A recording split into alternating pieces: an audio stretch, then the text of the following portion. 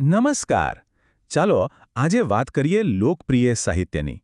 આ શબ્દ સાંભળીએ ને એટલે મગજમાં બે અલગ અલગ ચિત્રો આવે. એક બાજુ છે કરોડો વાંચકોનો પ્રેમ અને બીજી બાજુ છે અમુક વિવેચકોની ટીકા. તો આજે આપણે આ જ ગજબના વિષયને ઊંડાણથી સમજવાની કોશિશ કરીશું. તો સૌથી પહેલો અને મૂળભૂત સવાલ એવું કેમ છે કે કોઈ પુસ્તક બેસ્ટ સેલર બને એટલે કે ખૂબ વેચાય તો એને કલાની દ્રષ્ટિએ થોડું નીચું ગણવામાં આવે છે? આજના આ વિશ્લેષણમાં આપણે આ જ દલીલના બંને પક્ષોને બરાબર સમજીશું. આ આખી ચર્ચા છે ને એ સાહિત્ય જગતના એક મોટા ભાગલા પર ટકેલી છે. એક તરફ છે એકદમ ગંભીર, શિષ્ટ સાહિત્ય અને બીજી તરફ છે સામાન્ય લોકોને મનોરંજન પૂરું પાડતું લોકપ્રિય સાહિત્ય. ચાલો આ બંનેને જરા નજીકથી તપાસીએ. પણ સૌથી પહેલાં એ સમજીએ કે આ લોકપ્રિયતા છે શું.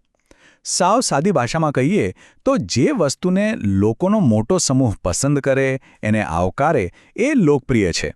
પણ આ સફળતા મેળવવી સહેલી નથી. એક અભ્યાસમાં તો એને સુવર્ણમૃગ સાથે સરખાવી છે. મતલબ દેખાવમાં બહુ આકર્ષક લાગે પણ એને પકડવી લગભગ અશક્ય જેવી વાત છે. આને સમજવા માટે ફિલ્મોનું ઉદાહરણ લઈએ. કેટલીય વાર એવું બને કે એક સુપરહિટ ફિલ્મની ફોર્મ્યુલા કોપી કરીને બીજી ફિલ્મ બનાવો તો એ ફ્લોપ જાય. અને બીજી બાજુ કોઈ સાવ નવી, અનોખી ફિલ્મ આવે ને એ અચાનક જબરદસ્ત સફળ થઈ જાય. આ શું બતાવે છે? એ જ કે લોકપ્રિયતાનું કોઈ પાક્કું ગણિત નથી.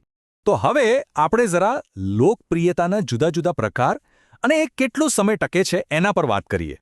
જુઓ, લોકપ્રિયતાના મુખ્યત્વે બે પ્રકાર પાડી શકાય. એક છે ક્ષણિક લોકપ્રિયતા, જે ફેશનના ટ્રેન્ડ જેવી હોય કે કોઈ વાયરલ ગીત જેવી આવે અને જતી રહે. અને બીજી છે પ્રશિષ્ટ અથવા તો ચિરંજીવ લોકપ્રિયતા, જેમ કે આપણા ગરબા, જે સદીઓથી ટકી રહ્યા છે. અને સાહિત્યમાં આનું સૌથી મોટું ઉદાહરણ જોવું હોય તો એ છે રામાયણ અને મહાભારત. આ મહાકાવ્યો હજારો વર્ષો પછી પણ ખાલી ભારતમાં જ નહીં પણ દુનિયાભરમાં લોકોના દિલમાં જીવંત છે. આને જ કહેવાય પ્રશિષ્ટ લોકપ્રિયતા. ઓકે, તો હવે આપણે સીધા આવીએ લોકપ્રિય સાહિત્યની ઓળખ પર. એવા તે કયા લક્ષણો છે જેનાથી એને ઓળખી શકાય? તો લોકપ્રિય સાહિત્યને ઓળખવું કઈ રીતે? વેલ, એના અમુક સામાન્ય લક્ષણો હોય છે.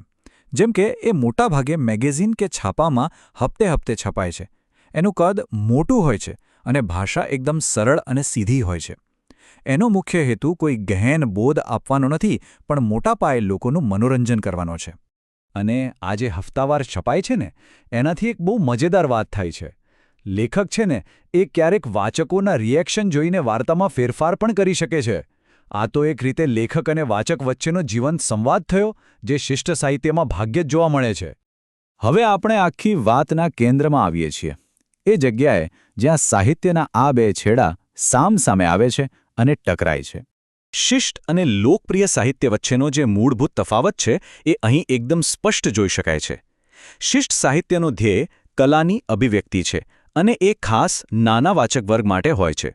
જ્યારે લોકપ્રિય સાહિત્યનો હેતુ છે સામાન્ય જનતાનું મનોરંજન. એની ભાષા સરળ હોય છે.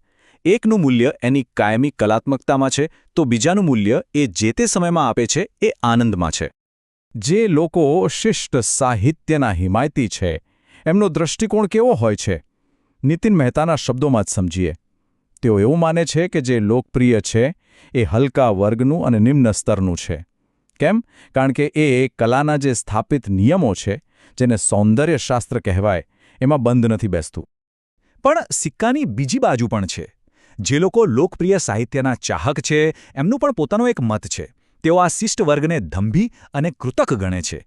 એમનું માનવું છે કે આ લોકો જટિલતાના નામે સામાન્ય માણસની ભાવનાઓથી બહુ દૂર જતા રહ્યા છે. અને આ ખાલી વાતો નથી. આ ભેદભાવની અસર વાસ્તવમાં દેખાય છે. મોટાભાગના સાહિત્યિક એવોર્ડ્સ અને સન્માનોમાંથી લોકપ્રિય સાહિત્યને લગભગ બાકાત જ રાખવામાં આવે છે. પણ હા, જો કોઈ શિષ્ટ લેખક લોકપ્રિય થઈ જાય તો એની ખૂબ પ્રશંસા થાય છે.